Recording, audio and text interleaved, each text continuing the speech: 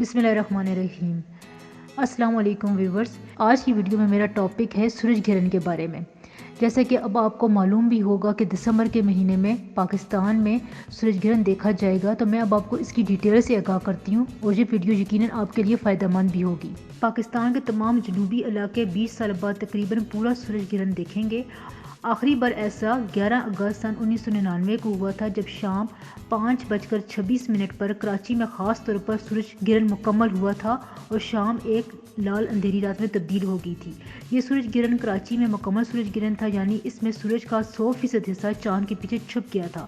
اب پورے 20 سال بعد اس سال یعنی 26 دسمبر 2019 کی صبح 7:34 پر سورج چاند کے پیچھے چھپنا شروع ہوگا اور صبح 8:46 بجے سورج گرہن سب سے زیادہ ہوگا اور صبح 10:10 پر یہ سورج گرہن ختم ہو جائے گا۔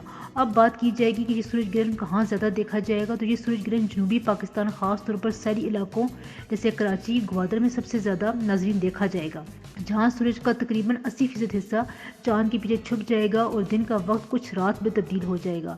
سورج گرہن پاکستان کے باقی تمام علاقوں میں بھی دیکھا جا سکے گا۔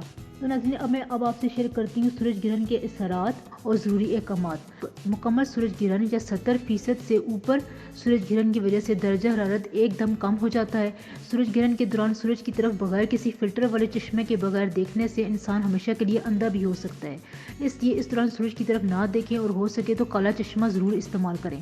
حاملہ خواتین یعنی پیگننٹ وومن سورج گرہن کے وقت گھر سے باہر نہ جائیں یا کھلے آسمان کے نیچے نہ جائیں۔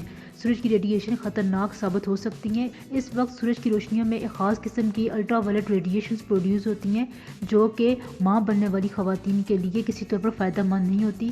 تو اس کے لیے آپ یہ ٹائم نوٹ کر لیں اور اس دوران آپ گھر سے کم ہی نکلیں یا کوشش کریں اب گھر کے اندر ہی رہیں۔ عام سن گلاسز سورج گرہن کے دوران سورج سے نکلنے والی ریڈیشن تابکاری سے آپ کی آنکھوں کو محفوظ نہیں رکھے گا۔ غلطی سے بھی ایسا نہ کریے گا کہ سن گلاسز پہن کر سورج گرہن دیکھنے لگ جائیں۔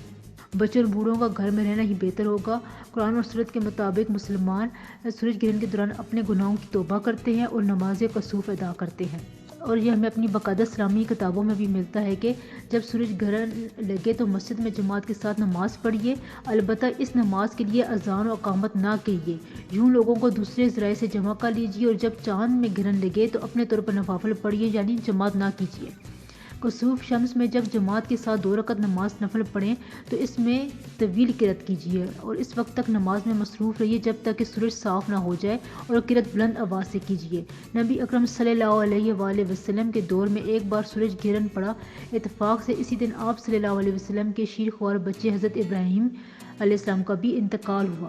لوگوں نے کہنا شروع کیا کہ چونکہ حضرت ابراہیم بن محمد کا انتقال ہوا ہے تو اس وجہ سے سورج گرہن پڑا ہے، تو نبی اکرم صلی اللہ علیہ وسلم نے لوگوں کو جمع کیا، 2 رکعت نماز پڑھائی۔ اس نماز میں آپ صلی اللہ علیہ وسلم نے نہایت طویل قرات کی، سورہ بقرہ کے بقدر قرآن پڑھا، طویل رکوع اور سجود کیے۔ نماز سے فارغ ہوئے تو سورج صاف ہو چکا تھا۔ اس کے بعد آپ صلی اللہ علیہ وسلم نے لوگوں کو بتایا کہ سورج اور چاند خدا کی 2 نشانیاں ہیں، ان میں سے کسی کے مرنے یا پیدا ہونے سے گرہن نہیں لگتا۔ لوگوں، جب تمہیں کوئی ایسا موقع پیش آئے تو خدا کے ذکر میں مصروف ہو جاؤ، اس سے دعائیں مانگو، تکبیر میں مشغول رہو، نماز پڑھو اور صدقہ خیرات کرو۔ تو ناظرین، اس بات سے ہمیں یہ ظاہر ہوتا ہے کہ یہ جو ہمیں توہمات بنا رکھی ہیں کہ سورج گرہن میں یہ ہو جاتا ہے وہ ہو جاتا ہے، اس میں اتنی بھی صداقت نہیں ہے۔ آپ بس اپنی نماز ادا کریں، ذکر کریں، اب سورج کی ریڈیشن سے آپ حد درجہ تک محفوظ رکھیں، اپنے آپ کی حفاظت کریں، اپنی آنکھوں کی حفاظت کریں، تو یہ کسی طور پر بھی نقصان دہ آپ کے لیے ثابت نہیں ہوگا۔ تو یہ تھی سورج گرہن کے مقابلے میں کچھ ڈیٹیل جو مجھے پتہ تھیں اور وہ میں نے آپ کے ساتھ شیئر کی ہیں۔ تو جاتے جاتے میری ویڈیو کو لائک بھی کریں اور چینل کو سبسکرائب بھی کر دیں۔